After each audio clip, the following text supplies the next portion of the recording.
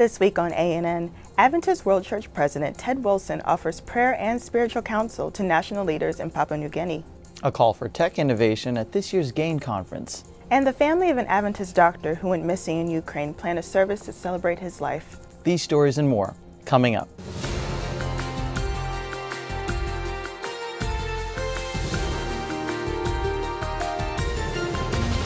This is ANN, a service of the Seventh-day Adventist World Church. Thanks so much for joining us this week. First in the news, Adventist World Church President Ted Wilson's visit to the South Pacific region this month was marked by evangelism, talks with government leaders, and hundreds of decisions for Christ. Record in Focus has this report. Pastor Ted Wilson, President of the General Conference, met with the Prime Minister of Papua New Guinea, as well as the Opposition Leader and Speaker of Parliament, offering prayer and spiritual counsel to each. Local church leaders took the opportunity to have Pastor Wilson dedicate a new midwife training facility at the rapidly growing Pacific Adventist University. At a series of meetings in the PNG capital, Port Moresby, an estimated 15,000 people turned out to hear Pastor Wilson preach on the theme of immortal decisions. The events were marked by enthusiastic singing, hundreds of decisions for Christ, and a series of baptisms by local pastors. The presidential tour is continuing in Solomon Islands and Fiji.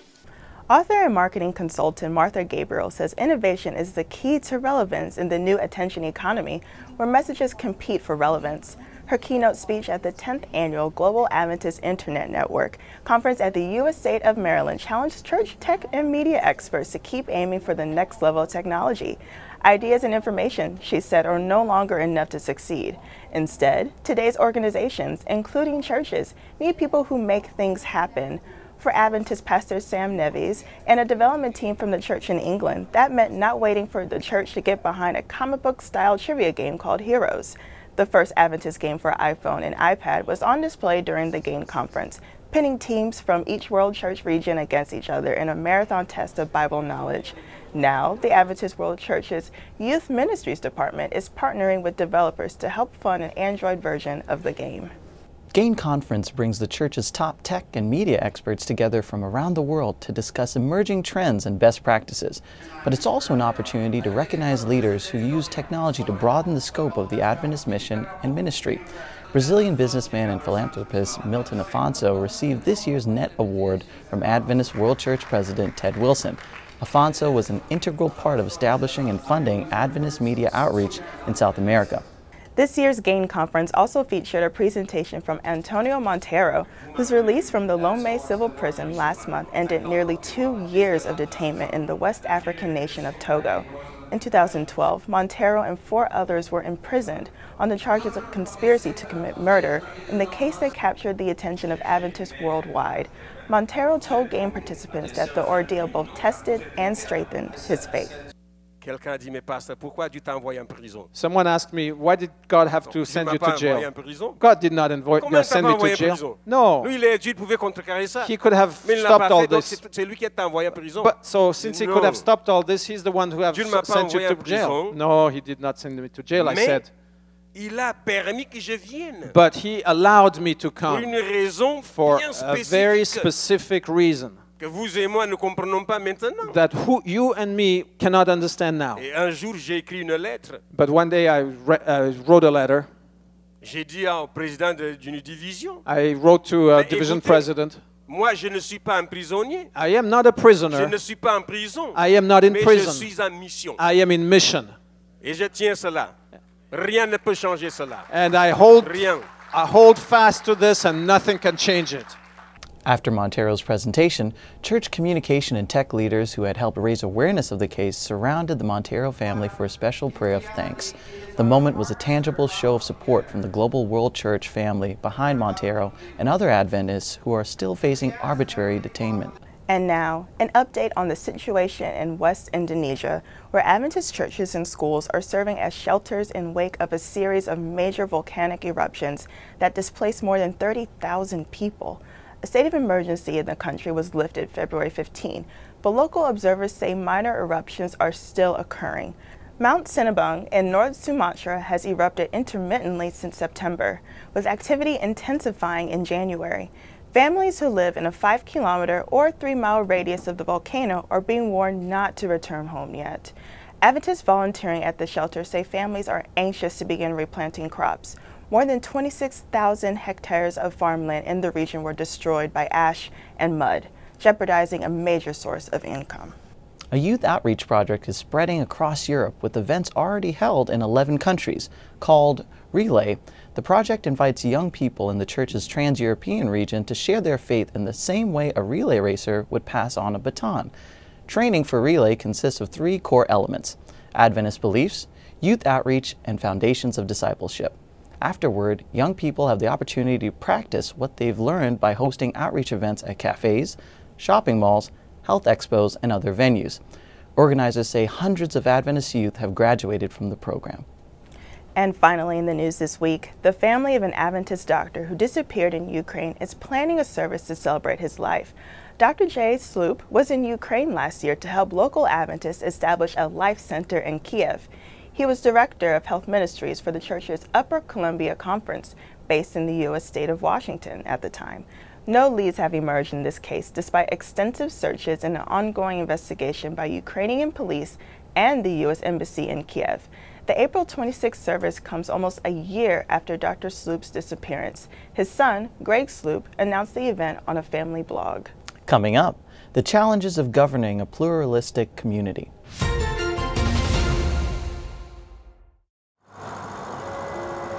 When I first felt called to be a minister, I didn't want to be a typical pastor with a suit and a tie. One of the things I appreciated most about Christ was his ability to defy convention.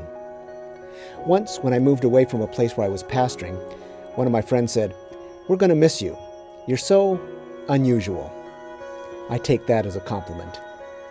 I'm someone who likes a challenge. I love to test my limits. I've been running for more than 35 years, most days of the week. I love to run, especially in nature. It's time alone with God where I can recharge. I run first thing in the morning so I can prepare emotionally and spiritually for whatever I might experience that day. I find my greatest fulfillment in relating to people who aren't Adventist or even Christian. We have to meet people where they are. That's what Jesus did, and it's still our responsibility today. I have friends who are Christians and atheists, gay and straight, old and young, of all races and ethnicities. I'm a biker, a runner, and a pastor. I'm extremely blessed.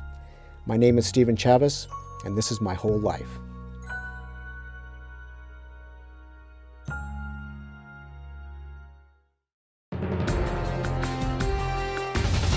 Welcome back. The Pew Research Center's Religion and Public Life Project usually highlights growing religious intolerance in the Middle East and Central Asia, but a new country is on the radar in this year's annual report. Melissa Reed has more.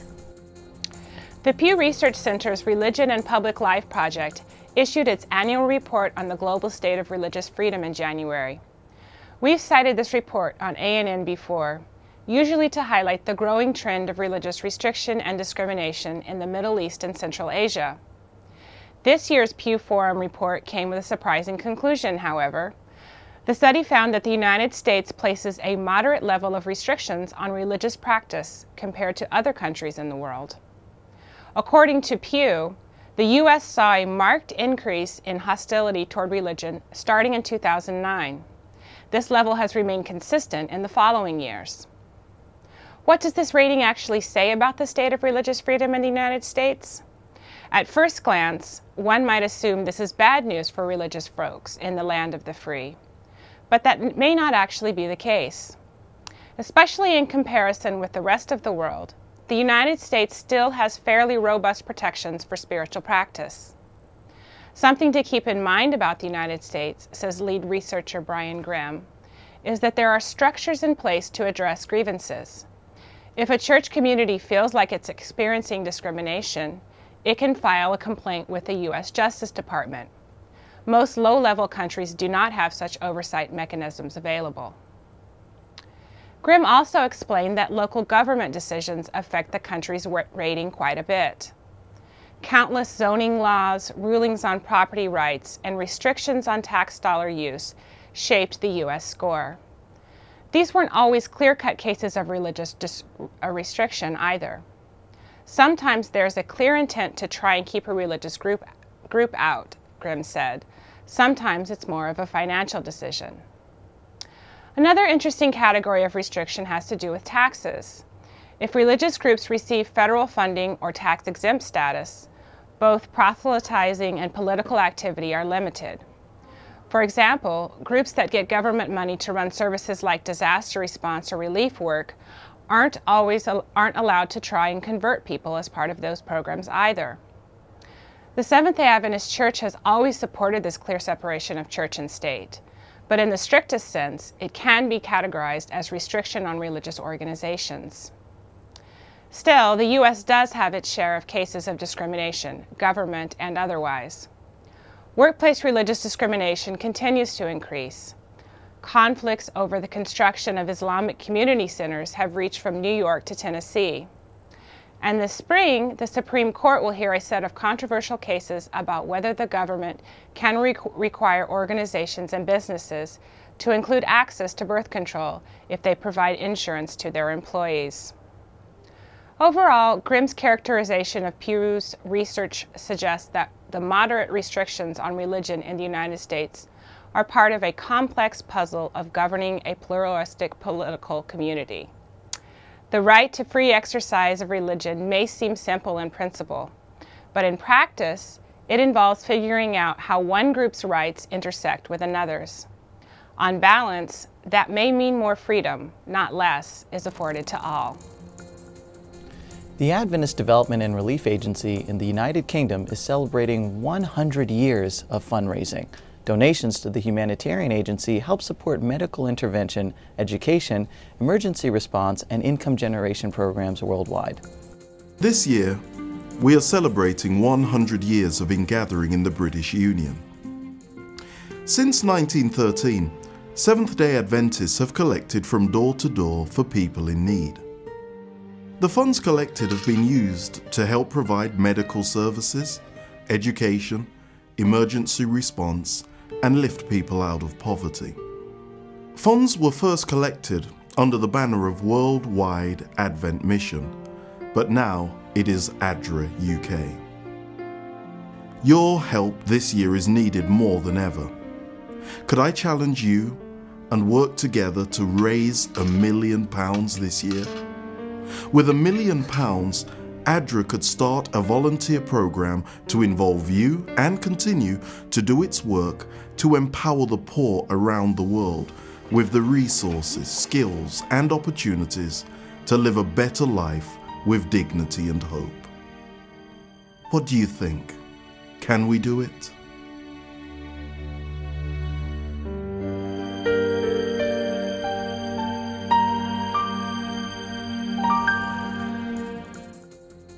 A new feature about Christian films and video projects highlights creative people using media to share Christ. Arnaud Leclerc introduces the series. Have you ever watched a good TV program or film but wish it had more of what you believe? Have you wondered where you can find such a material? We are pleased to be able to share with you that Adventists around the world are very busy with production that can nurture your faith and interest others who are searching. ANN's brand new feature, Keep It Real, will not only keep you updated on what's new, but we will review these productions for you. We will interview the filmmakers, the producers, and directors and ask them why did they choose the particular content and how they went about producing it. We will also review other popular Christian films and documentaries. We would like to invite you to share in the discussion. Share with us and other viewers your favorite online video that have inspired you. Join us on a journey around the world as we share in the creativity of many talented people who are using media to reach people for Christ. In the next few weeks, we will be sharing some of the following exciting productions with you. Henry Stober, filmmaker and photographer from Germany, traveled the world for 5 years, gathering amazing footage of nature for a film about God's creation. Go beyond the ordinary and learn about an exciting award-winning television series produced in Australia. Beyond the Search is a documentary series that explores some of life's biggest questions, an epic story that gives new perspective to a world in crisis. Filmed across Europe, Africa, Asia, the Americas and the Pacific, Beyond the Search gives a new perspective on current world events and our role in them. Keep It Real embraces student production. For example, the students at Montemorelos University in Mexico were involved in a production contest organized by an international film festival. There was only one problem. They had 48 hours to produce a short film, and 8 of those hours fell during the Sabbath, Saturday. We look forward to hearing the story of faith and seeing the end result. Open Secrets is an international collaboration by Adventist media entity, led by the German Hope Channel Studios. This new series about the book of Revelation was filmed on location in Germany, South Africa, and Bolivia. The aim of this series is to show the book of Revelation as a positive message in our postmodern world. These are just few of the many upcoming projects that we will be sharing with you on Keep It Real every week. Media is a powerful tool to influence thought and bring about change. Be careful how you consume it. Use a discerning mind and do not accept or believe everything you see or hear. Learn to distinguish truth from errors. And for producers out there, always remember, keep it real. Still ahead, a smartphone app for Global Youth Day. But up next, the key to effective children's ministry. A child wondering where her next meal will come from. A woman without a home, forced to sleep in the street. A forgotten grandparent with no familiar face to brighten their day. A family unable to care for their everyday needs. People that we pass every day but have stopped seeing. It's a human problem. Today or 2,000 years ago, in Uganda or America, China or Brazil. Instead of passing by, what would happen if we, Seventh-day Adventist youth, stopped and helped? If each of us in our own corner of the world reached out to those in need and made a difference in being the hands and feet of Jesus. On Sabbath, March 16th, 2013, we tried an experiment.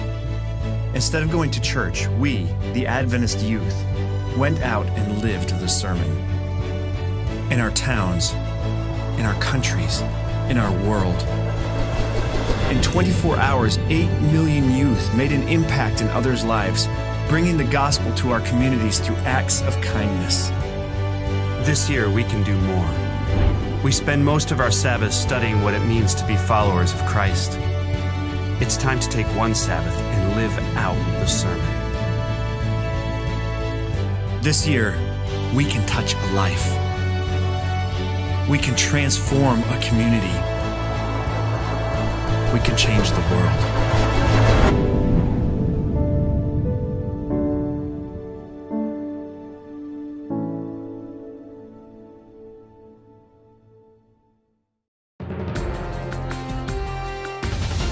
Welcome back. Effective children's ministries depends on immersion in the world of kids, their games, their music, and more. Linda Ko explains.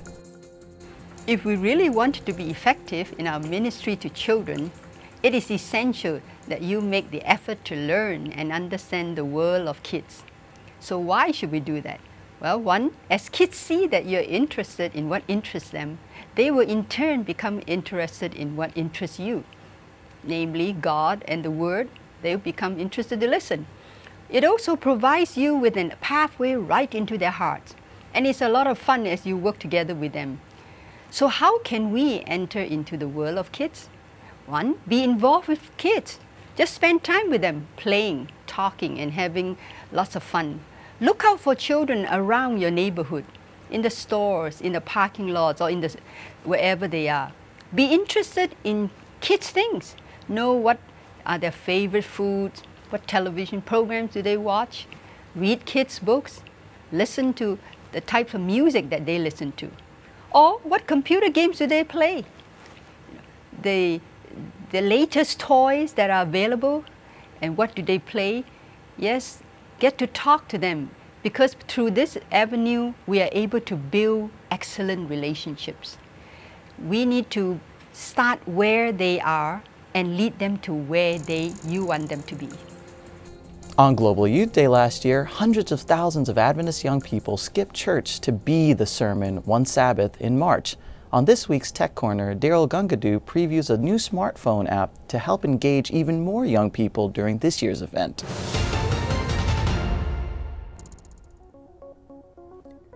Oh, hi. I just want to show you a little bit about the functionalities of the Global Youth Day app. Now, this app is available for the iOS device, so Apple devices, and also for the Android platform. In the Global Youth Day app, you're able to watch live the program on March 15. But more fun, you'll be able to contribute your own activities. To do that, you would just hit Contribute on the app. You could select then either a picture that you've already taken in the gallery of your phone, or you could actually take a picture straight from the camera. Once the picture is taken, you can write a little comment about that particular image and hit the Contribute button, and it'll show up on the global website of Global Youth Day. That website is accessible directly through your smartphone, but you can also access it by going to www.globalyouthday.org. Adventist Special Needs Ministry integrates members with disabilities into a worldwide community of faith and outreach. Jonathan Kunteroff has more. As we go to so many places around the world, we can find people who need special needs. For that reason, we have a special booklet here, Special Needs Ministries. Who are those people who need special needs? Some of our members have disability in hearing, or in moving, or in seeing. You see, some of them are blind or partly blind. We believe that as a church, we have to minister to them. Therefore, we have a special needs ministry under the umbrella of personal ministries. This is something important so that our members who have special needs can be nurtured. They are not only nurtured, they can be inspired and also motivated to do evangelism. And we have a special guidelines like this that our members can use, or especially for Sabbath school and personal ministry leaders, to use for the training of those people who have special needs. And by doing this, we believe that our members who have special needs can be blessed, they can be nurtured, they can be trained to win others. And something interesting, when they come, they are not only coming alone. Usually they come with friends, and more people will have the opportunity to know the message. Let us be involved to bring more people in witnessing activities. Now let's turn to David Trim for a look at Adventist history. This week, a fire at an Adventist health institution in Battle Creek sparks dissent. Welcome to This Week in Adventist History. On February 18, 1902, Battle Creek Sanitarium was totally destroyed by fire. The sanitarium was the flagship Adventist health institution, having been founded over 30 years earlier. But in the 1890s, it began to become increasingly secular in its ethos as a result of the leadership of Dr. John Harvey Kellogg. Ellen White warned church leaders that there was a danger of the sanitarium losing its Adventist character. The fire was seen as a judgment from God. Unfortunately, the rebuilding of the sanitarium became a divisive issue, with White urging church leaders to move institutions out of Battle Creek, where she felt Kellogg's influence had become unhealthy, whereas Kellogg was determined to rebuild on a grand scale in Battle Creek. In the end, the dissension over the sanitarium was one of the catalysts for the disfellowshipping of Kellogg 6 years later in 1907. The sanitarium ceased to be owned by the Adventist Church.